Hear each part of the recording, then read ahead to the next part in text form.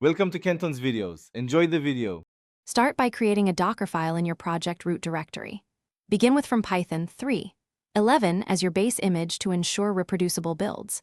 Add a working directory with workdir/app to provide a consistent context. Copy your code and a requirements. txt file into the image, then run pip install r requirements. txt to install packages. Expose the app port with expose 8080 so services can connect. Finally, define the start command with cmd unicorn app b0, 0, 0. Build the image locally using docker build tmyapp 1, 0 for a named and versioned artifact. Include a docker ignore file to skip unnecessary folders like node modules and large logs during context upload. Combine run commands into single layers when possible to reduce final image size.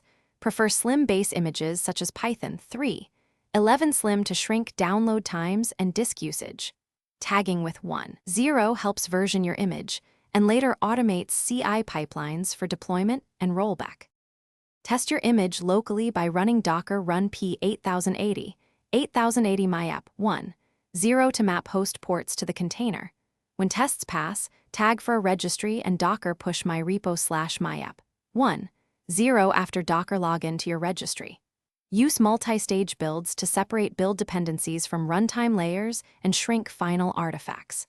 Integrate image scanning tools in CI pipelines to detect vulnerabilities before deployment. Finally, automate pushes and rollbacks using CI/CD to maintain consistent releases across environments.